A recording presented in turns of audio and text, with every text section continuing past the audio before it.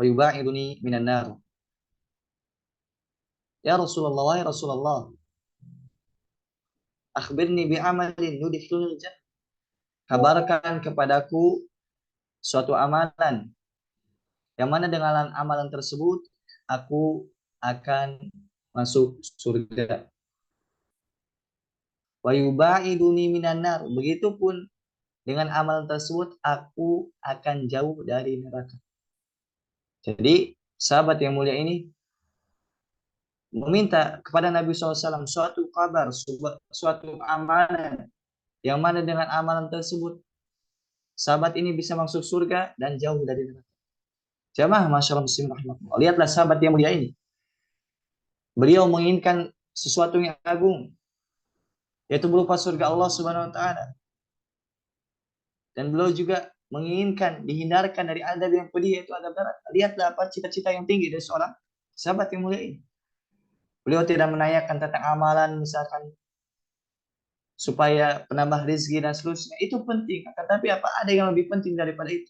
Yaitu apa? Dia masuk surga dan jauh dari neraka. Kebanyakan dari kita, mungkin dari kaum muslim, yang ditanyakan apa? Supaya rezekinya lancar, supaya badannya sehat, itu penting. Akan tapi yang lebih penting bagaimana seorang bisa masuk surga dan jauh dari neraka. Karena ini puncak kesuksesan seorang musyrik. Ya, seorang manusia puncak kesuksesannya itu ia masuk surga dan jauh dari neraka.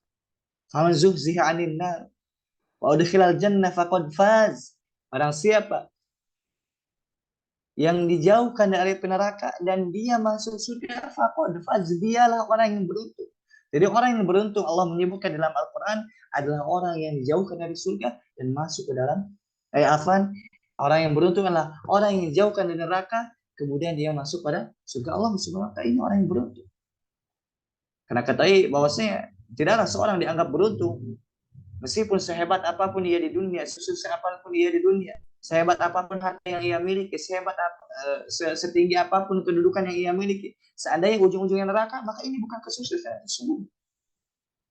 Jadi kesuksesan yang sesungguhnya Allah memberikan kita mindset, yaitu cara berpikir bahwasanya orang yang sukses sesungguhnya yaitu masuk surga jauh dari neraka. Ini yang ditanyakan oleh sahabat yang mulia Muadz bin Jabal radhiyallahu anhu. Beliau menanyakan apa amalan yang dengan amalan tersebut ia masuk surga dan jauh dari neraka. Maka hendaknya kita perhatikan apa amalan yang akan disebutkan dalam hadis yang mulia ini. Kemudian qala, kata Rasulullah SAW, laqad sa'alta an azim, wahai sahabat Muadz bin Jabal, engkau telah menanyakan perkara yang besar. Jadi engkau telah menanyakan amalan yang besar. Wa innahu la yasirun ala man yasallallahu alaihi. Nabi SAW bersabda, perkara besar tersebut, amalan tersebut yang dapat mengantarkan surga jauh dari neraka itu mudah. Kata Nabi SAW, la yasirun, sungguh benar-benar mudah. Akan tapi alaman yassarallahu alaihi, bagi orang yang dimudahkan oleh Allah. Jadi orang yang ingin masuk surga jauh dari neraka mudah, dengan catatan dia dimudahkan dari Allah Subhanahu. Maka hendaknya ketika seorang misalkan ingin masuk surga, dan kita semua ingin masuk surga jauh dari neraka, hendaknya apa? Dia minta pertolongan kepada Allah supaya Allah mudahkan jalan-jalan masuk surga, dan Allah memudahkan kita untuk meninggalkan jalan-jalan yang dapat mengantarkan ke neraka Allah Subhanahu wa taala. Karena tidak ada kemudahan meniti jalan yang mulia ini, meniti jalan menuju surga kecuali kemudahan yang Allah berikan. Man yasarallahu alaihi yasirun, ada man yasarallahu alaihi, sungguhnya itu mudah bagi orang yang dimudahkan oleh Allah. Dan kita ketahui bahwasanya menuntut ilmu ini jalan menuju surga. Man salaka tariqan yaltamisu fihi ilman sahalallahu lahu bi tariqan jannah. Barang siapa yang ia menempuh suatu perjalanan, suatu jalan yang mana jalan tersebut yang menuntut ilmu, maka Allah akan mudahkan ia menuju surga. Maka kita bisa menuntut ilmu mudah dengan sebab ini, atau dengan sebab kita menuntut ilmu apa? Pertanda Allah menginginkan bagi kita kebaikan. Allah menginginkan kita meniti jalan menuju surga Allah SWT. Nah, karena itu semangat di akhir pertemuan kita, insya Allah kita tiga kali pertemuan, mengingat, pahami, kemudian berusaha amalkan dalam kehidupan sehari-hari. Karena Muhammad SAW, apa itu perkara yang mudah itu yang dapat mengantarkan surga itu? Yaitu ta'budullah la tusyrik bihi syai'a, engkau beribadah kepada Allah dan engkau tidak menyekutukan Allah dengan sesuatu apapun. Jadi yang pertama, orang yang ingin masuk surga jauh dari neraka mesti dia beribadah kepada Allah, tidak berbuat syirik, mesti itu. Karena Allah mengharamkan bagi orang yang berbuat syirik surga. Allah mengharamkan mereka surga, tempat mereka neraka. Innahu man yusyrik billah faqad harramallahu 'alaihi jannah wa ma'wahu an-nar wa ma lidh-dhalimin min ansar, kata Allah Subhanahu wa taala. Sesungguhnya yang menyekutukan Allah itu Allah haramkan ia surga, haram bagi dia surga. Wa hunar, tempat kembalinya neraka. Wa ma lidh-dhalimin min ansar, dan tidak ada bagi orang zalim itu suatu penolong apapun, suatu sama apapun. Jadi ini dia seorang yang masuk surga, maka mesti yang pertama kali dia bertauhid kepada Allah, tidak berbuat syirik. Bahkan kita ketahui bersama bahwasanya tauhid ini adalah kunci seorang bisa masuk surga. Jadi, tauhid ini kunci seorang bisa masuk surga. Sebagaimana ada pintu, misalkan kita tidak bisa masuk ke dalamnya kecuali melalui perantara kunci. Begitupun surga. Surga itu ada pintu, yang mana pintu tersebut tidak bisa dibuka kecuali dengan kunci la ilaha illallah. Tapi para ulama menjelaskan bahwasanya kunci ini tidaklah setiap kunci kecuali pasti ada di sana gerigi. Nah, kata para ulama, gerigi dari kunci la ilaha illallah adalah syarat-syarat. Jadi tidaklah kunci itu pasti ada geriginya. Geriginya berupa, kalau la ilaha illallah berupa yaitu syarat-syarat. Misalnya mengucapkan la ilaha illallah tidak semata-mata dari lisan saja, tidak. Akan tapi ucapan la ilaha illallah mesti diwujudkan dalam kehidupan sehari-hari. Mesti terpenuhi syarat-syaratnya. Yang ini adanya sudah dibahas oleh ulama. Di antaranya dia punya ilmu, kemudian sidq, jujur, kemudian inqiyad, tunduk, patuh kepada Allah Subhanahu wa taala, mahabbah, cinta kepada Allah Subhanahu wa taala, dan seterusnya. Oleh karenanya, bagi orang yang ingin masuk surga, hendaknya dia merealisasikan atau mewujudkan kalimat la ilaha illallah, dan dia tidak menyembah kecuali hanya kepada Allah Subhanahu wa taala. Ini yang pertama. Kemudian wa tuqimus shalah. Jika engkau ingin masuk surga jauh dari neraka, hendaknya engkau dirikan salat. Hendaknya engkau dirikan salat. Jamaah masyaallah muslimin rahimakumullah. Di banyak ayat atau hadis, salat ini digandengkan dengan kata aqama, yaitu menegakkan. Jadi bukan hanya sekedar yaf'al, bukan hanya sekedar melakukan, tapi menegakkan. Artinya apa? Benar-benar mewujudkan dari makna itu salat itu sendiri. Kenapa? Karena seorang yang benar-benar mewujudkan salat itu dengan sesungguhnya akan memberikan efek yang baik dalam kehidupannya. Salat itu akan nampak pada lisan dia, muamalah dia, dalam ibadah dia, dalam keseharian dia. Salat itu akan memberikan cahaya. As-salatu nur, salat itu cahaya. Yang mana dengan cahaya itu seorang meniti jalan menuju Allah Subhanahu wa taala. Ibaratkan di dunia ini kegelapan. Seorang tidak mungkin bisa keluar dari dunia ini menuju surga Allah kecuali dengan cahaya. Cahaya itu ibaratnya salah satu dengan salat itu. Hendaknya bagi kita untuk mewujudkan salat dengan sesungguhnya. Pahami apa yang kita baca, berusaha hadirkan hati ketika salat. Bahkan kata Imam Ahmad rahimahullah ta'ala,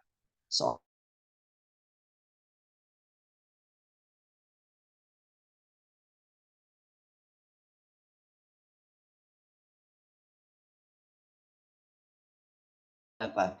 Karena yang namanya khusyuk dalam salat itu sesuatu yang mulia. Khusyuk dalam salat sesuatu yang mulia, yang mana Allah tidak berikan sesuatu yang mulia ini kepada orang yang bermaksiat. Yang orang yang benar-benar mewujudkan salat dalam kehidupan sehari-hari, hidupnya tenang, dia jauh dari maksiat. Inna sholata tanha 'anil fahsya'i wal munkar. Salat yang benar itu dapat menjauhkan perbuatan keji dan munkar. Pahami bacaan salat, pahami bacaan salat dari mulai Al-Fatihah, kemudian surat-suratnya, bacaan ruku dan seterusnya, kita pahami dengannya kita bisa khusyuk billahi taala. Kemudian waktu zakah, kemudian jika ingin masuk surga jauh dari neraka, berikan zakat, tunaikan zakat. Zakat ini hanya sedikit saja. Jika dari harta cuma 2,5%. Jika dari pertanian cuma 10%. Bagi orang yang airnya langsung dari langit. Yani tanpa biaya. Adapun bagi yang pakai biaya yaitu 5% saja. Maksudnya biaya untuk perairan dan perairan jika misalkan pakai biaya untuk mengalirkan air ke ladangnya dan seterusnya. Kemudian setelah itu watasum Ramadan.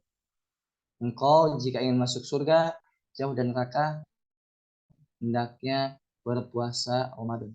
Dan insya Allah Ta'ala mudah-mudahan Allah SWT menyampaikan kita kepada bulan Ramadan. Insya Allah sebentar lagi kita akan lalu mudah-mudahan Allah SWT berikan kita kesempatan untuk sampai kepada bulan Ramadan. Kemudian Allah beri taufik kepada kita di bulan Ramadan ini untuk sungguh-sungguh beribadah kepada Allah SWT. Karena puasa ini begitu agung di sisi Allah SWT. Karena apa? Disebutkan puasa itu junnah, benteng yang dengannya seorang bisa terbentengi dari maksiat dan seterusnya. Tetapi puasa yang hakiki yang sesungguhnya. Betapa banyak orang yang puasa akan tapi maksiat dan tetap jalan. Puasa akan tapi meninggalkan sholat. Puasanya tidak benar. Kemudian watahujjul bait. Kemudian dia juga haji tentunya dengan catatan dan ia mampu untuk melaksanakan. Lihat dalam penggalan hadis yang kita baca ini apa yang disebutkan oleh Nabi Muhammad SAW adalah merupakan rukun Islam. Jadi syarat mutlak seorang jika ingin masuk surga hendaknya dia mewujudkan rukun Islam dari yang pertama sampai kelima ini. Ini rukun Islam. Ya hendaknya seorang berusaha mewujudkannya dalam wujud yang sempurna, berusaha melaksanakannya dalam wajah yang sesungguhnya yang sempurna sebisa mungkin. Kalaupun tidak bisa sempurna maka mendekati sempurna. Kemudian summa qala Nabi SAW bersabda, ala adulluka ala abwabil al-khair. Wahai Mu'ad, maukah aku tunjukkan kepadamu kepada pintu-pintu kebaikan. Jadi Nabi SAW setelah menyebutkan rukun Islam yang dengan dia masuk surga dan jauh dari neraka, Nabi SAW memberikan faidah, tambahan faidah, yaitu pintu-pintu kebaikan. Kata Nabi SAW, apa itu bentuk kebaikan? As-shaumu junnah. Puasa itu adalah benteng. Tadi benteng dengan seorang terjaga dari maksiat. Bahkan dengan puasa ini seorang jauh dari neraka. Seorang puasa saja di jalan Allah Subhanahu wa taala satu hari bisa dijauhkan dari neraka 70 tahun.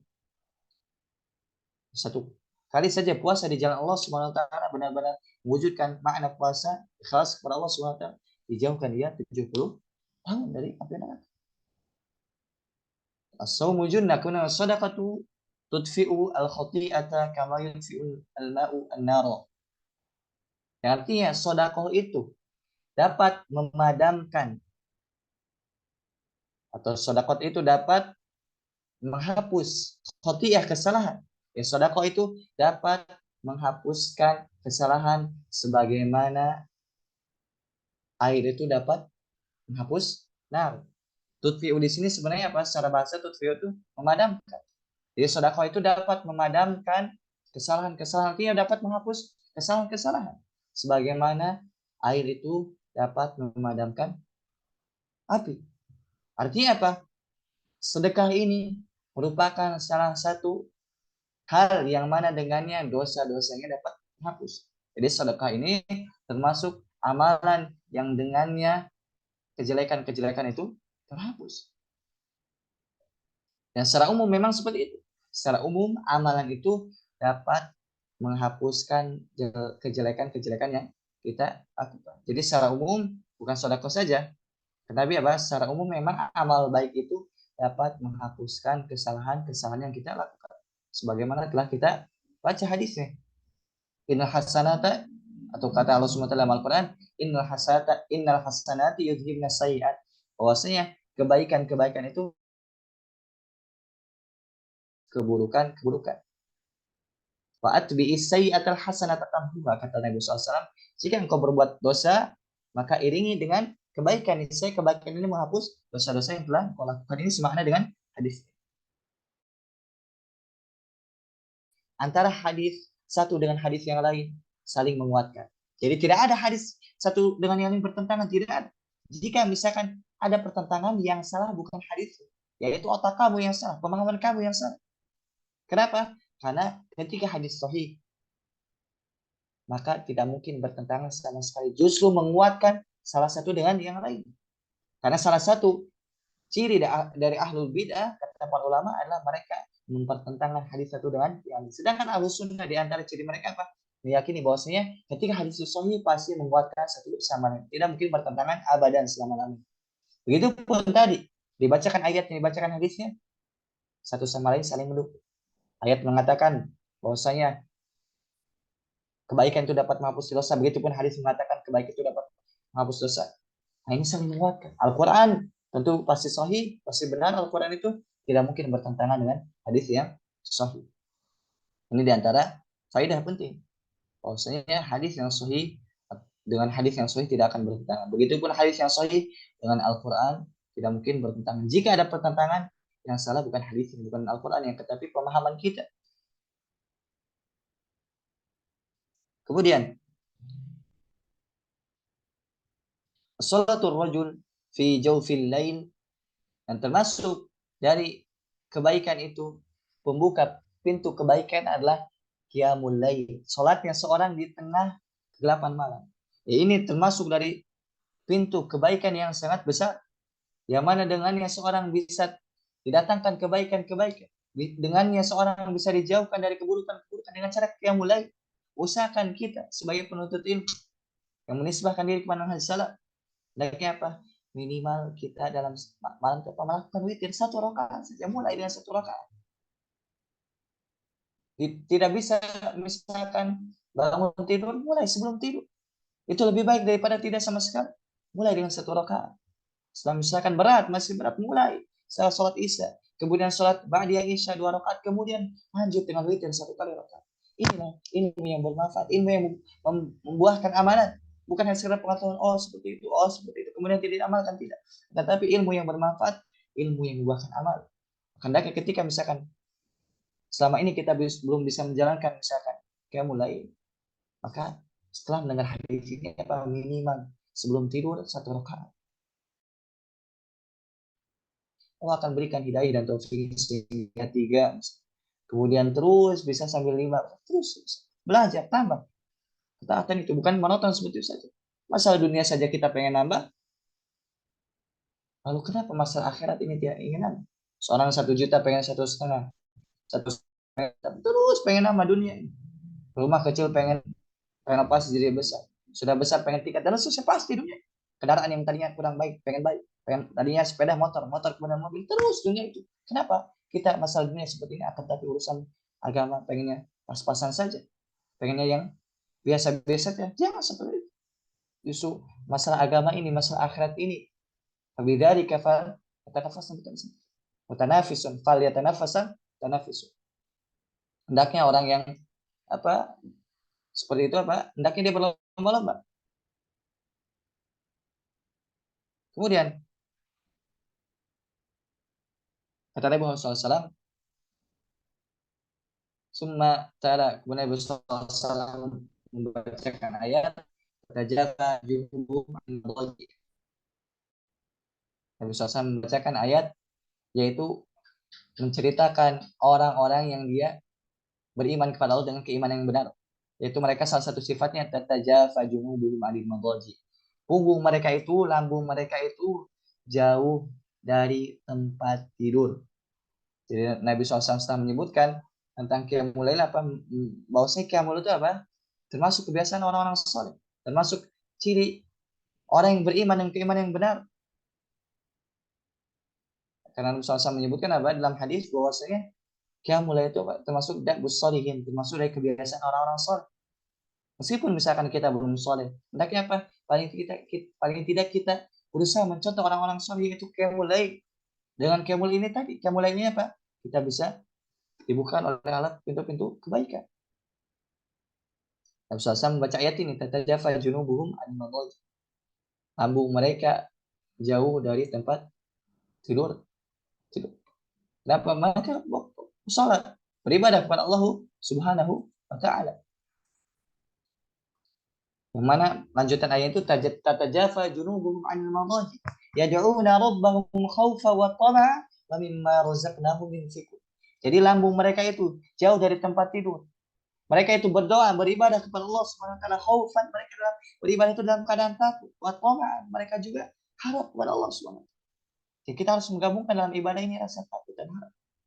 Wa mimma razaqnahum yunfiqun. Dan mereka juga apa? Menginfakkan dari apa-apa yang Allah berikan kepada mereka. Ini sifat orang-orang yang sempurna keimanan. Orang-orang yang berusaha mewujudkan keimanan dengan sempurna, yaitu mereka berusaha mulai mereka lambung yang jauh dari tempat tidur mereka, banyak hal, dan mereka juga menginfakkan dari apa yang Allah berikan kepada mereka dari rezeki yang ada. Kemudian fala ta'lamu nafsum ma ukhfiya lahum. Di kelanjutan ayatnya, fala ta'lamu nafsum ma ukhfiya lahum min qurrati a'yun jazaa'an bima kanu ya'malun. Balasan bagi orang yang disebutkan tadi, yaitu orang yang mulai orang yang beribadah, berdoa kepada Allah dalam keadaan takut, dalam keadaan harap. Kemudian mereka juga menginfakkan rezeki yang Allah berikan kepada mereka, maka balasan bagi mereka itu fala ta'lamu nafsum ma ukhfiya lahum min qurrati a'yun. Tidak ada seorang pun, tidak ada jiwa pun yang tahu apa-apa yang disembunyikan bagi mereka itu kenikmatan-kenikmatan. Allah telah menyediakan bagi mereka kenikmatan-kenikmatan, sesuatu yang dapat menyenangkan pandangan mata mereka. Jaza'an bima kanu ya'malun, itu disebabkan balasan terhadap apa yang mereka perbuat.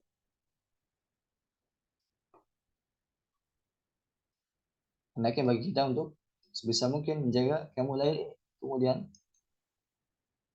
berdoa kepada Allah Subhanahu wa taala dalam keadaan harap dan takut. Kemudian summa qala, kemudian Rasulullah bersabda, jadi tadi hadis itu apa? Kata Rasulullah SAW, kata jafa junubuhum an madaji hatta balagha ya'malun. Tadi udah dibacakan ayatnya. Sampai kata apa? Akhir ayat yaitu ya'malun. Kemudian summa qala, Rasulullah bersabda, ala ukhbiruka bi ra'sil amri. Maukah aku tunjukkan kepadamu tentang pokok perkara? Wa amuduhu wa amudihi. Kemudian wa amudihi, yaitu tiangnya. Wazir wati sanamihi, dan puncaknya. Jadi Nabi SAW setelah menyampaikan hadis-hadis sebelumnya, Nabi SAW mengatakan, maukah aku tunjukkan kepadamu tentang puncak suatu perkara. Kemudian tiangnya, kemudian eh, yang pertama, maukah aku tunjukkan kepadamu Rasul Amr, yaitu eh, pokok perkara. Kemudian tiangnya, kemudian puncaknya. Kemudian, qultu bala ya Rasulullah. Kata Mu'ad bin Jabal, tentu wahai Rasulullah. Kemudian kata Nabi Muhammad SAW, qal Rasul Amri al-Islam. Bahwasanya pokok dari perkara itu adalah Islam. Jadi pokok dari perkara itu adalah Islam. Ini pokok itu Islam. Sebagaimana tadi disebutkan yang pertama itu Islam. Amudus salah. Kemudian tiangnya itu salah. Jadi ini yang benar. Bukan as-salatu iman bidin, itu bukan hadis.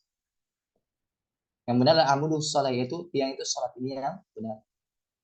Kemudian wazir waktu sanami al-jihadu fi sabilillah, awal jihad.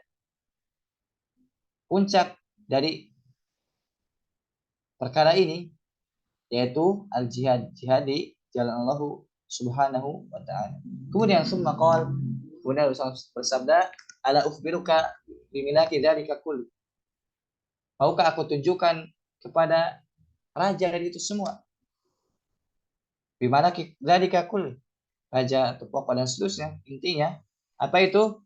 Kata Muhammad bin Jabal, faqultu bala ya Rasulullah, tentu ya Rasulullah. Fa akhadha bilisanihi.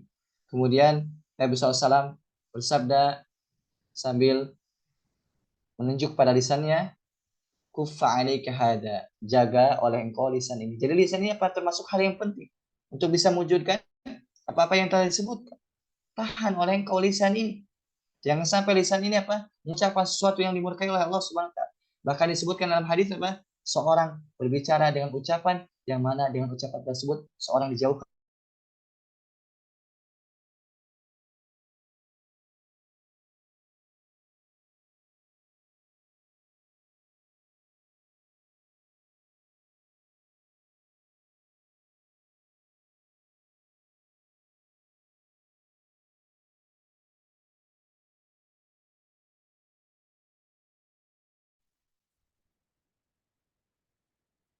Tapi kita lanjutkan di bawah. Qultu, kemudian kata Mu'adz bin Jabal, ya Nabi Allah, wa inna lamu'akhaduna bima natakallamu bih. Ya Rasulullah, apakah kita akan diazab disebabkan apa yang telah kita bicarakan? Maka kata Nabi SAW, faqal sakilat ka ummu. Semoga ibumu kehilanganmu. Jadi kata sakilat ka ummu, kalau salah bahas setelah latulatnya apa? Semoga ibumu kehilanganmu. Tapi ini apa maknanya? Bukan ini. Ini hanya apa? Hanya memang tidak diinginkan maknanya secara zahir mengandung celaan atau doa keburukan, akan tapi secara makna tidak seperti itu. Apa ini kebiasaan orang Arab. Jadi kebiasaan orang Arab apa ucapannya seperti ini. Jadi zahirnya doa keburukan, tapi tidak seperti itu, tidak sebagaimana zahirnya. Kemudian wahal yakubbun nasa ala wujuhihim atau qala ala manakhirihim ila hasaidu alsinatihim. Kata Nabi SAW, tidaklah seorang diseret melalui wajah mereka atau melalui hidung-hidung mereka kecuali itu disebabkan lisan mereka. Jadi tidaklah manusia itu apa masuk neraka diseret di sana kecuali disebabkan ucapan lisan mereka. Oleh karena apa penting bagi kita untuk menjaga lisan ini, jangan sampai lisan ini mudah untuk menggibah orang lain, menjatuhkan kehormatan orang lain. Jangan. Tahan lisan ini. Tahan lisan ini. Kenapa? Karena seandainya misalkan kita mampu menjaga lisan ini, maka Nabi SAW menjamin bagi kita surga. Nabi SAW barang siapa yang mampu menahan lisannya dan kemaluannya, Nabi SAW akan menjamin bagi mereka itu surga. Allahu musta'an. Kemudian kita lanjutkan pada hadis yang selanjutnya. Al-hadis as-salasun. Hadis yang ke-30. An Abi Sa'labah al-Khushani, Jursum ibni Nashid. Dari sahabat Abi Sa'labah al-Khushani radhiyallahu anhu, dari Rasulullah sallallahu alaihi wasallam, Rasulullah sallallahu alaihi wasallam qala, inna Allah ta'ala farada faraida fala tudayyi'uha. Sesungguhnya Allah Subhanahu wa taala mewajibkan suatu kewajiban, maka janganlah kalian menyia-nyiakan. Jadi dalam hadis ini kata Nabi Muhammad SAW, Allah itu telah mewajibkan suatu kewajiban, maka jangan kalian menyia-nyiakan. Artinya apa? Lakukan kewajiban tersebut. Karena salah satu bentuk seorang menyia-nyiakan kewajiban adalah dengan cara dia tidak melaksanakan kewajiban tersebut. Dia meninggalkan kewajiban tersebut. Contoh misalkan Allah SWT mewajibkan bagi kita sholat, maka tunaikan sholat. Dan begitu pun termasuk dari menyiapkan kewajiban, misalkan kewajiban sholat, termasuk dari menyiapkannya apa? Orang misalkan sholat di luar waktu, misalkan sholat asar menjelang maghrib, ini menyiapkan sholat. Ya, karena apa? Janganlah kita menyiapkan fardu atau kewajiban yang Allah SWT wajibkan kepada kita. Karena yang Allah wajibkan kepada kita itu tidak banyak. Maka jangan apa? Jangan sampai kita merasa berat. Sholat ini misalkan cuma 5 waktu. Yang asalnya 50 waktu, cuma jadi 5 waktu. Dari misalkan 24 jam, kita kewajiban sholat ini paling berapa jam? Seandainya misalkan satu sholat saja misalkan taruh 10 menit, cuma apa? Sejam. Dari 24 jam yang ada. Maka hendaknya kita berusaha menaikkan sholat. Begitupun kewajiban-kewajiban yang lain. Begitupun Allah SWT membuat aturan-aturan, membuat batasan-batasan, maka janganlah kalian melampaui batasan tersebut. Jadi Allah SWT telah menentukan batasan-batasan, ini yang boleh dilakukan, ini yang tidak boleh dilakukan, itu batasan Allah SWT. Maka disebutkan hadis lain bahwasanya batasan Allah itu apa? Maharim, sesuatu yang Allah haramkan. Jadi jangan sampai apa? Kita memasuki atau melewati batasan tersebut. Kita menjalankan kewajiban, kemudian kita juga apa? Menjauhi yang Allah haramkan. Harama asya'a fala tantahikuha. Dan Allah SWT mengharamkan sesuatu hal, maka janganlah kalian melakukan yang haram tersebut. Jadi Allah Subhanahu wa taala telah mengharamkan segala sesuatu atau mengharamkan suatu hal, maka janganlah kita apa? Melakukan yang Allah haramkan. Karena ketahuilah sesuatu yang Allah haramkan itu dibandingkan dengan yang dihalalkan jauh banyak yang dihalalkan. Nah, ulangi. Ketika Allah Subhanahu wa taala mengharamkan satu hal, maka ketahuilah bahwasanya yang halal itu jauh lebih banyak. Dan ketika Allah mengharamkan satu hal, pasti itu ada keburukan pasti. Karena salah satu nama Allah apa? Al-Alim Al-Hakim. Allah Maha bijaksana ketika mensyariatkan sesuatu. Ketika mengharamkan sesuatu, pasti di situ ada kejelekan bagi manusia. Ada hikmahnya. Itu jika itu keburukan pasti ada kejelekan di dalam. Ketika Allah memerintahkan sesuatu pasti apa? Ada kebaikan di situ bagi manusia. Kemudian, wasakata an asya'a rahmatan lakum. Dan Allah SWT diam. Itu sebagai apa? Rahmatan lakum. Allah diam terhadap perkara yang Allah diamkan itu rahmatan lakum, sebagai rahmat bagi kalian. Ghairu nisyanin, bukan karena lupa. Jadi ketika Allah misalkan membiarkan suatu hal tidak disebutkan, itu bukan karena lupa, itu emang Allah diamkan. Dan hukum asal yang Allah diamkan itu apa? Halal. Jadi hukum asal yang Allah diamkan itu halal. Misalkan apa yang baru-baru, misalkan yang ada zaman Nabi, pesawat dan seterusnya, misalkan speaker, Allah itu apa? Ghairu nisyan, Allah itu tidak lupa.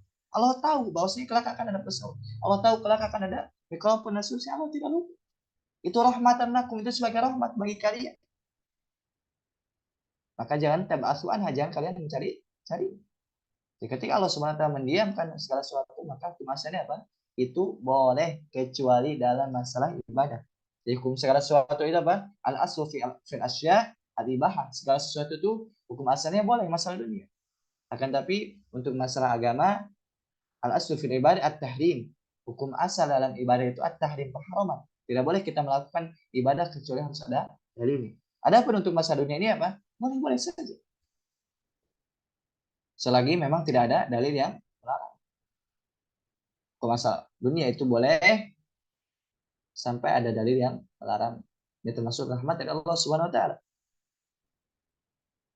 Kemudian kita lanjutkan ke hadis selanjutnya. Al-hadis al-hadi wa salasun. Hadis yang ke-31. An Abil Abbas Sahl bin Sa'd as-Sa'idi radhiyallahu anhu. Dari Abul Abbas Sahal bin Sa'id as-Sa'idi radhiyallahu anhu. Semoga Allah meridainya. Qala, beliau berkata, ja'a rajulun ila Nabi sallallahu alaihi wasallam faqala. Datang seorang laki-laki kepada Nabi Muhammad SAW. Kemudian laki-laki tersebut berkata, ya Rasulullah, wahai Rasulullah, dullani ala amalin idh amiltuhu ahabbani Allah wa ahabbani nas. Yang artinya, wahai Rasulullah, tunjukkan padaku suatu amalan yang mana dengan amalan tersebut aku dicintai oleh Allah. Begitupun dengan amalan tersebut aku dicintai oleh manusia. Lihat, lagi-lagi para sahabat ketika minta kabar dari Nabi SAW atau meminta suatu kebaikan, suatu amalan, maka mereka meminta sesuatu yang mulia, yaitu apa? Bagaimana dengan amalan tersebut Allah cinta kepada saya. Dengan amalan tersebut apa manusia juga cinta kepada saya. Karena kita ketahui bahwasanya apa? Manusia bisa cinta kepada kita apa? Disebabkan ternyata dari Allah Subhanahu wa taala. Karena kita ketahui bersama bahwasanya hati manusia itu apa? Berada di jari jemari Allah Subhanahu wa taala. Allah yuqallibu kaifasya. Allah Subhanahu wa taala membalik-balikan sesuai dengan kehendaknya. Bahkan disebutkan dalam hadis apa? Ketika Allah Subhanahu wa taala mencintai seorang hamba, maka Allah menyeru pada Jibril, wahai Jibril, aku mencintai fulan, cintailah fulan. Maka Jibril sekali lagi tentu langsung cinta kepada fulan yang dicintai oleh Allah Subhanahu wa taala. Begitupun Jibril setelah itu, wahai para malaikat di langit sana, kata Jibril alaihissalam, sesungguhnya Allah mencintai fulan, maka cintailah fulan. Maka seluruh penghuni langit mencintai fulan. Lihat bagaimana Allah Subhanahu wa taala ketika cinta seorang hamba, penduduk langit cinta kepada hamba tersebut. Bahkan tidak sampai di situ. Setelah penduduk langit mencintai hamba tersebut, hamba yang Allah cintai, maka hamba tersebut juga dicintai di penduduk bumi. Nah, karena apa? Jika seorang yang cinta, ingin dicintai oleh penduduk bumi, maka apa? Dia mencari cinta Allah Subhanahu wa taala. Ini yang paling utama. Karena tadi ketika Allah cinta seorang hamba, maka otomatis hamba yang lain dari kalangan malaikat dan manusia akan cinta kepada orang tersebut. Wallahu a'lam bishawab. Kemudian faqal Nabi SAW memberikan amalan itu, izhad fid dunya yuhibbukallah. Zuhudlah engkau di dunia, niscaya Allah akan mencintai. Wazhad fima 'inda nas yuhibbukan nas. Wazhad fima 'inda nas yuhibbukan nas. Dan berzuhudlah dari apa yang ada di tangan manusia, pasti manusia mencintai. Lihat, dalam hadis ini Nabi SAW menyebutkan, barang siapa yang ingin dicintai oleh Allah Subhanahu wa taala, hendaknya dia zuhud di dunia ini. Zuhud itu apa? Yaitu meninggalkan sesuatu yang tidak bermanfaat untuk akhirat. Jadi zuhud itu apa? Meninggalkan sesuatu yang tidak bermanfaat untuk akhirat. Sekarang ketika kita misalkan ingin melakukan sesuatu, lihat dulu apakah bermanfaat tidak untuk akhirat kita. Jika bermanfaat, lakukan. Jika tidak, enggak. Ini zuhud. Dan zuhud ini para ulama membagi penjelasan ada 3. Zuhud yang pertama zuhud yaitu zuhud syirik, menjauhi syirik, yaitu wajib hukumnya. Ini yang pertama. Kemudian yang kedua zuhud maksiyah, yaitu meninggalkan maksiat. Ini juga wajib hukum. Kemudian yang ketiga zuhud dari perkara-perkara mubah, akan tapi apa? Tidak membawakan artinya dapat membahayakan akhirat seorang hamba atau tidak bermanfaat untuk akhirat seorang hamba. Maka ini hukumnya mustahab sunnah. Jadi kalau misalkan zuhud dalam masalah dunia ini hukumnya mustahab. Tapi tadi kalau misalkan pengen dicintai oleh Allah Subhanahu wa taala, hendaknya berzuhud di dunia ini. Ada tingkatan lebih tinggi dari zuhud ini, itu waro. Jadi ada yang lebih tinggi tingkatannya daripada zuhud, yaitu waro. Waro itu apa? Yaitu meninggalkan sesuatu yang dapat membahayakan akhirat. Anak ulangi, waro itu meninggalkan sesuatu yang dapat membahayakan akhirat. Perbedaannya apa? Tadi kalau zuhud itu apa? Meninggalkan sesuatu yang tidak bermanfaat untuk akhirat. Kalau waro meninggalkan sesuatu yang dapat membahayakan kehidupan akhirat. Seperti Allah alam bishawab. Kemudian dalam hadis ini juga Nabi SAW mengatakan, jika engkau ingin dicintai oleh manusia, maka merasa tidak butuhlah, merasa zuhudlah dari apa-apa yang ada di tangan manusia. Tidak butuh pada tangan manusia. Butuh hanya pada Allah Subhanahu wa taala. Maka dengan sebab ini apa? Manusia akan cinta kepada kita. Karena kita ketahui bersama bosnya apa? Manusia itu ketika dipinta-pinta, mereka tidak enak, tidak senang. Hendaknya apa? Merasa zuhudlah dari apa-apa yang di tangan manusia.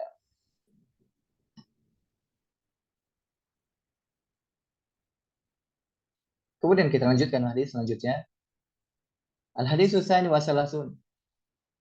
Hadis yang ke-32.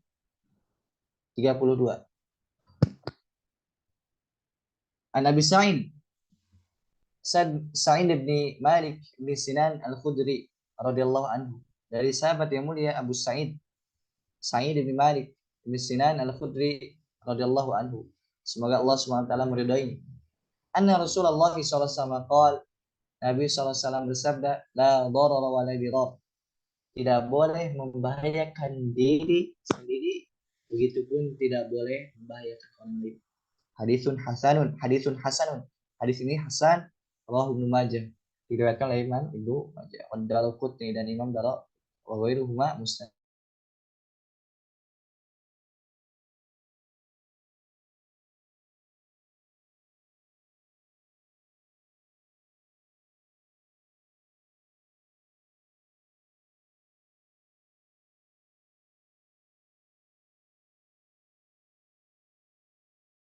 Itu dalam kaidah fikih.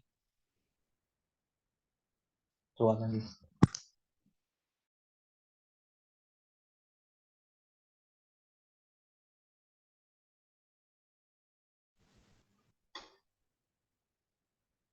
Masyaallah muslimin rahimakumullah. Hadis yang mulia ini termasuk dari pokok agama Islam. Yaitu apa? Tidak boleh membahayakan diri sendiri, begitupun tidak boleh karena ketahuilah bahwasanya di antara pokok agama Islam ini apa? Ad-dinu ja'a bimaslahatil bashar. Agama ini datang untuk kemaslahatan manusia. Artinya apa? Apa-apa yang didatangkan oleh agama ini pasti maslahat untuk manusia. Begitupun sebaliknya. Apa-apa yang mudarat maka dinafikan dari agama ini. Salah satunya hadis ini. Apa-apa yang dapat membahayakan diri kita, apa-apa yang dapat membahayakan orang lain itu hukumnya haram.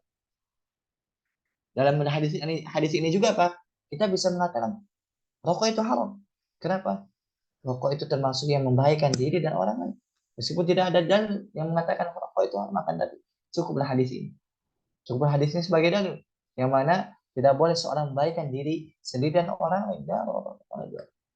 Tidak boleh membahayakan diri sendiri dan orang lain. Kemudian dalam hadis ini kita bisa mengambil beberapa faedah. Salah satunya ada kaidah ad-dararu yuzal, bahwasanya yang namanya mudarat itu mesti dihilangkan. Jadi yang namanya mudarat itu mesti dihilangkan oleh agama ini. Ini yang pertama. Kemudian ad-dararu yang kedua, bahwasanya ad-dararu yudfa'u biqadril imkan. Yang namanya kejelekan itu, sesuatu yang membahayakan itu sebisa mungkin dicegah. Jadi sesuatu yang jelek itu sebisa mungkin dicegah, sesuatu yang bahaya itu sebisa mungkin dicegah. Ini yang kedua. Kemudian yang ketiga, ad-dararu yuzalu bi daruri al-khawf. Yang namanya kejelekan itu boleh dihilangkan dengan kejelekan, akan tapi dengan syarat apa? Kejelekan itu di bawahnya. Contoh misalkan ini ada kejelekan, tingkat kejelekannya misalkan 80% misalkan. Di sini ada tingkat kejelekan yang 50%. Maka yang 50% ini apa? Boleh kita ambil untuk menghindari yang 80%. Anak ulangi. Jika misalkan di sana ada dua mudarat. Mudarat pertama 80%, yang kedua 50%, maka apa kita menghilangkan yang 80% ini dengan mengambil yang 50%. Irtikabu akhafi ad-dararain, yaitu mengambil jadi kalau aku lebih ringan mudaratnya daripada yang lain. Kemudian ad-dararu la yuzal bimislihi. Ini kaidah penting. Bahwasanya yang namanya mudarat itu tidak boleh dihilangkan dengan yang semisal. Jadi yang namanya mudarat misalkan sama-sama nih mudaratnya, maka tidak boleh dihilangkan. Biarkan saja. Karena memang apa kita tidak bisa menghapus atau merubah mudarat tersebut.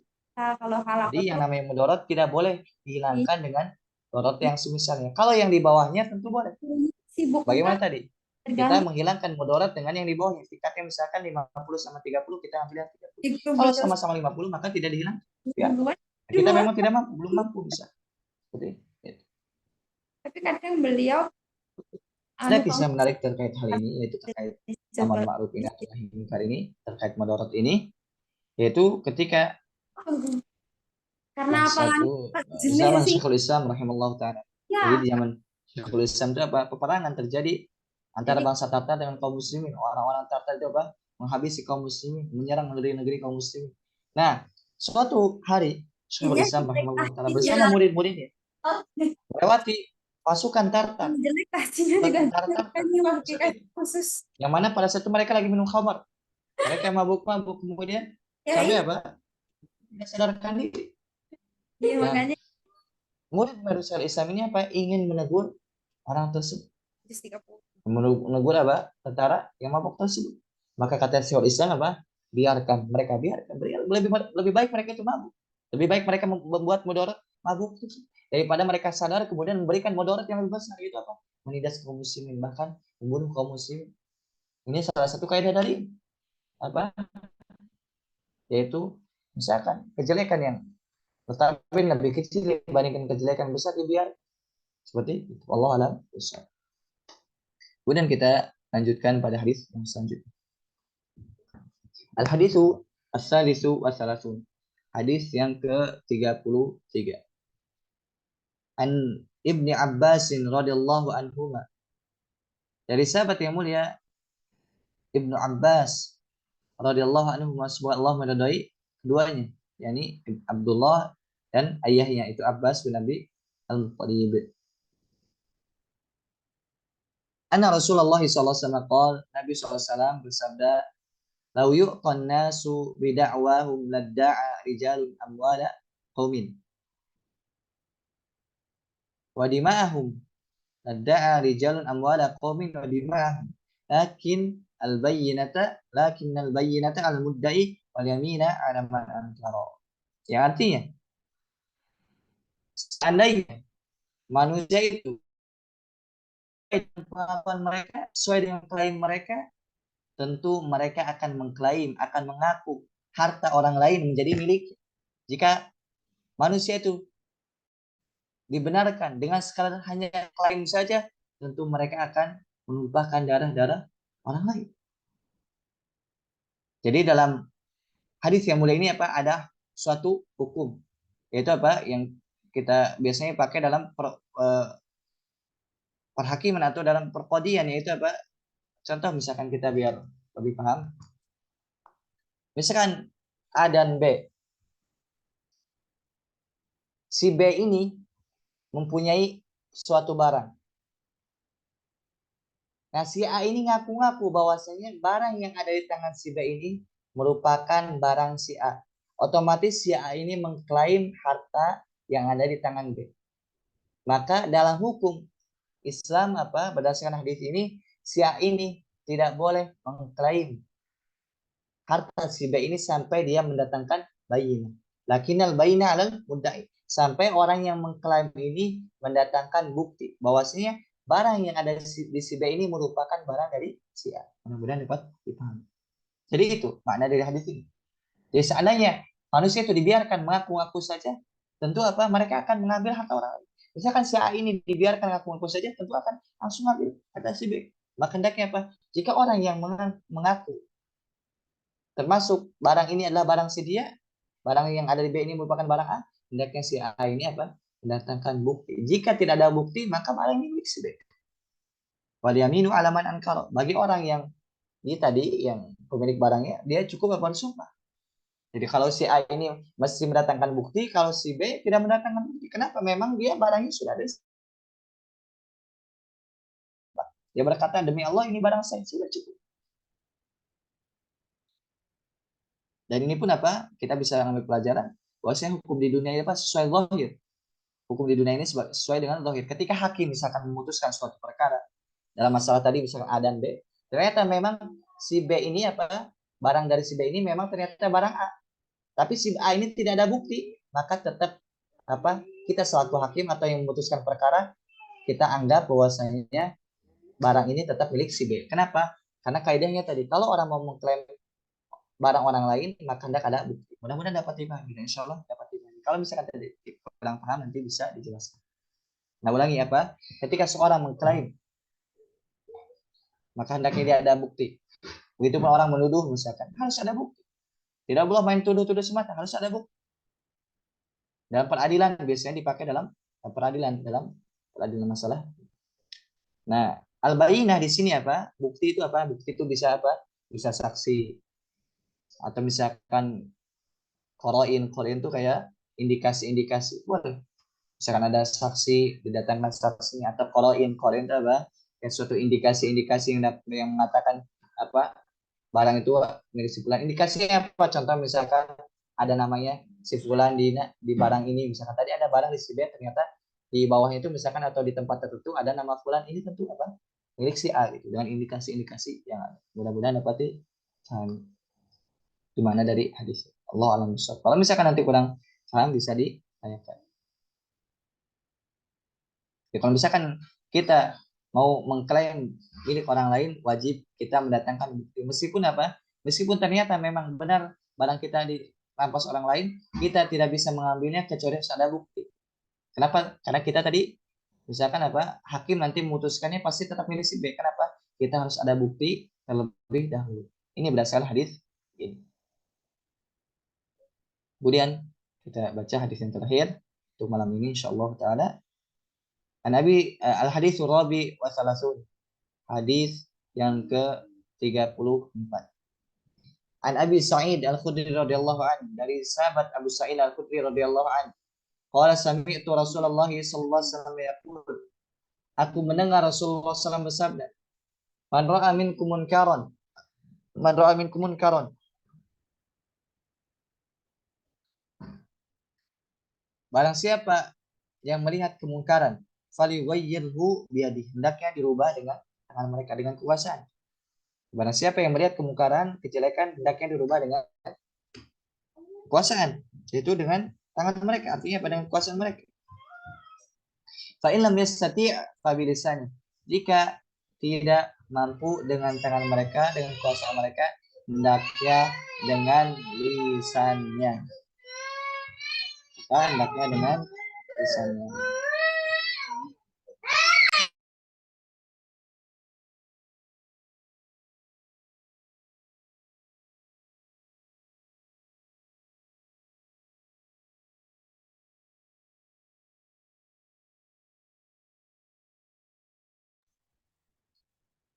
Baik. Fa in lam yastati' fa bilisani. Jika tidak mampu, maka hendaknya dengan lisan. Jika misalkan tidak mampu merubah kemungkaran dengan tangannya, maka hendaknya dirubah dengan lisan. Itu dengan cara nasihati, atau misalkan bisa juga dengan cara melaporkan ke pihak yang berwajib. Ini termasuk dari merubah kemungkaran. Jadi misalkan dalam hal misalkan itu wewenang pemerintah, misalkan tidak bisa kita merubahnya, maka hendaknya apa, dengan lisan kita. Yang pertama cara nasihati, atau bisa juga apa, dengan melaporkan pemerintah. Ini juga termasuk dari nahi munkar. Kemudian fa illam yastati' fa biqalbi. Jika tidak bisa, maka dengan hati. Jadi lihat urutan dalam bernahi munkar. Pertama yaitu dengan cara, dengan tangan, dengan kekuasaan. Jika tidak kuasa, jika tidak mampu atau bukan penguasa, maka hendaknya apa? Dirubah dengan lisan, nasihati atau laporkan. Kemudian jika tidak mampu, maka dengan hati. Padahal jika ada iman, dan mengingkari dengan hati ini apa? Selemah-lemah iman. Artinya apa? Seorang wajib mengingkari dengan hati. Selemah apapun kondisi dia. Maka kalau masalah hati wajib diingkari. Lihatlah, dalam hal ini kita bisa mempelajari apa? Bahwasanya Allah tidak membebani kita kecuali sesuatu yang kita mampu. Allah tidak membebani kita untuk merubah misalkan kemungkaran yang itu tugas pemimpin. Itu bukan wewenang kita. Misalkan di kita di Indonesia misalkan hukumnya bukan apa? Bukan atau belum dengan hukum Islam, syariat Islam dengan sempurna misalkan. Itu bukan wewenang kita. Itu kita tidak bisa merubah. Itu tugas pemerintah. Yang mereka lakukan tadi. Karena sebagian orang apa, mengkeluarkan tentang apa kehilafahan. Akan tapi dalam masalah yang Allah wajibkan kepada dia, ia lalai. Ini apa? Bukan termasuk dari perkara yang benar. Kenapa? Dalam masalah nahi mungkar ini, mengingkari kemungkaran ini apa? Atau merubahnya, mesti ada kemampuan di sana. Jika kita tidak mampu, maka Allah tidak akan membebani kita. Ini merupakan apa? Rahmat Allah SWT. Allah tidak membebani seorang kecuali dengan sesuai dengan kemampuan dia. Jika kita tidak mampu mengingkari dengan tangan kita dan kekuasaan kita, Allah tidak akan menaiki hal tersebut. Begitupun kita tidak mampu misalkan dalam mengingkari dengan lisan kita, maka Allah tidak akan menghadap kita sebelum. Akan tapi yang ketiga ini yaitu mengingkari dengan hati, wajib kita hadirkan dalam hati. Ketika kita melihat kemaksiatan misalkan, wajib bagi kita membenci. Ketika kita misalkan melihat kemungkaran, wajib bagi kita membenci. Bahkan misalkan kemungkaran semoga tidak ada, misalkan ada di keluarga kita misalkan, maka wajib bagi kita tetap membencikan Allah Subhanahu wa taala dan doakan mereka. Jadi samping membenci, doakan mereka. Karena kemungkaran itu wajib dibenci. Karena salah satu bentuk kesempurnaan iman seorang adalah dia cinta karena Allah, benci karena Allah, memberi karena Allah, menahan karena Allah. Ini diantara bentuk kesempurnaan iman seorang. Ketika dia benci karena bukan karena hawa nafsu dia. Ketika ia cinta yang karena Allah, bukan karena hawa nafsu. Ketika dia memberi karena Allah, bukan ini pamer atau ingin dipuji lah. Begitupun ketika dia tidak memberi, menahannya, itu karena Allah SWT. Ini kata Musa min al-thaqal iman, termasuk dari iman yang paling sempurna, paling kuat. Kemudian kembali kita apa? Untuk sebisa mungkin wujudkan hal ini semua. Dalam hadis ini juga kita bisa memfaedah bahwasanya apa? Begitu agungnya kedudukan amar ma'ruf nahi munkar dalam syariat Islam ini. Akan tapi tadi kita beramal ma'ruf nahi munkar dengan sesuai kemampuan kita. La yukallifullahu nafsan illa wus'aha. Allah tidak membebankan manusia kecuali dengan hal yang mereka mampu. Dan kemungkaran ini apa? Ketika kita mengingkarinya memang harus yakin itu adalah suatu kemungkaran. kita melakukan amar ma'ruf melakukan nahi munkar mesti yakin itu adalah kemungkaran. Bukan misalkan perkara yang masih khilafiyah. Kalau perkara khilafiyah, misalkan yang khilafiyah itu mu'tabar yang dianggap, maka tidak ada ingkar munkar di situ. Selagi apa masalah ijtihadiyah yang tidak ada dalil jelas sesat. Maka dalam hal ini kata para ulama tidak ada ingkar munkar.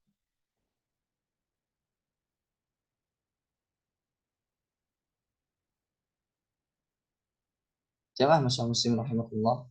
Mungkin pada malam ini kita cukupkan sampai di sini insyaallah. Untuk hadis selanjutnya kita akan pelajari di 2 kali pertemuan lagi insyaallah taala biidznillah. Allah alam bisawab. Mungkin kalau misalkan ada pertanyaan boleh di chat sini atau nanti boleh di grup. Nah, beri waktu 1 menit.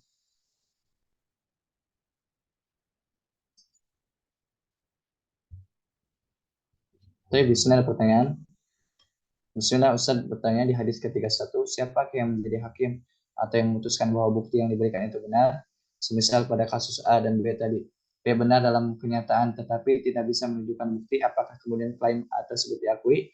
Dalam keseharian seringkali diangkat sumpah terlebih dahulu. Ketika bersaksi atau menghadirkan bukti, apakah mengangkat sumpah tersebut diperbolehkan? Tidak. Tadi, jadi seorang hakim itu memang dia menghukumi secara logik. Meskipun ternyata barang yang ada di B ini milik A, tapi si A tidak ada bukti, maka seorang hakim memutuskan barang ini milik B. Ini apa di dunia, hukum dunia ini. Adapun di akhirat, maka si A ini akan mengambil haknya kelak di akhirat. Si B ini telah berdosa kepada Allah Subhanahu wa taala atau berdosa kepada orang tersebut, berdosa kepada hakim. Maka dalam hal ini barang tetap di si B, si A si A dalam hal ini tidak ada bukti, maka dia hanya tugasnya bersabar kepada Allah Subhanahu wa taala mengharap pahala. Meskipun kenyataannya barangnya si A ini misalkan tidak bisa beralasan kepada hakim, dia bersumpah. Saya bersumpah barang yang ada si B ini milik saya, misalkan. Tidak bisa. Kenapa? Karena yang sumpah ini si B. Yang sumpah ini si B. Wal yaminu ala man ankara. Sumpah itu bagi orang yang mengingkari. Adapun si A ini tugas dia al-bayyinah, bukti. Jadi kalau misalkan tidak ada bukti, ya gimana lagi? Syariat menetapkan seperti ini. Akan tapi tadi Anda bilang, ini hukum dunia. Oleh karena si hakim ini ketika dia memutuskan ternyata hakim ini memutuskan barang ini milik si B, dia tidak akan salah, dia tidak dihukum oleh Allah SWT. Kenapa? Karena dia menghukum sesuai zahir, sesuai kaidah, sesuai dengan hadis ini, tidak akan ada oleh Allah SWT. Bahkan kata Nabi SAW intinya itu bisa jadi seorang itu mengklaim harta orang lain disebabkan kefasikan lisan dia. Jadi Rasulullah SAW menghukum sesuai dengan zahir saja. Begitu para hakim. Mereka itu menghukum sesuai zahir saja. Adapun urusan nanti misalkan dia berbohong dan seterusnya, itu urusan Allah Subhanahu wa taala. Begitupun ini bisa kita ambil pelajaran ketika kita misalkan dalam hal ini misalkan hutang dan seterusnya. Hendaknya kalau hutang itu ini salah satunya hutang masa ini. Kalau misalkan kita mengklaim si A itu punya hutang, misalkan si B itu punya hutang kepada kita, misalkan kita harus menunjukkan bukti. Ini salah satu masuk dalam bab ini. Kita misalkan kita hutang, kita A, misalkan kemudian ini B. Nah, si A sama si B ini misalkan mengatakan, A ini, wahai B, engkau punya hutang. Misalkan si B ini tidak mengaku. Kemudian si A ini tidak ada bukti. Maka dia dua ini ngadu kepada hakim. Si A mengatakan, wahai hakim, si B ini punya hutang kepada saya. Maka kata si B, demi Allah, misalkan saya tidak hutang ke si A. Si A ini tidak ada bukti, maka hakim membenarkan yang B ini. Meskipun kenyataannya si B.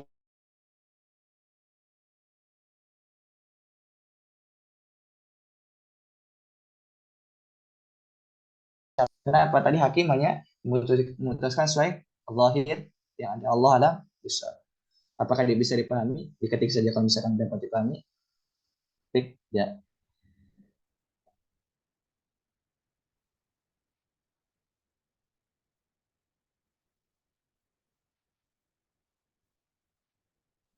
Dapat dipahami? Kalau dia berarti dapat dipahami ya. Ada pertanyaan lain? Kalau tidak kita tutup.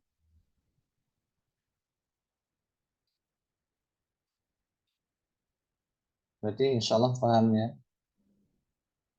Baik, kita tutup dengan doa kafaratul majlis. Jika ada pertanyaan bisa ditanyakan di Subhanakallahumma bihamdika asyhadu an la ilaha illa anta astaghfiruka wa atubu ilaik. Assalamualaikum warahmatullahi wabarakatuh.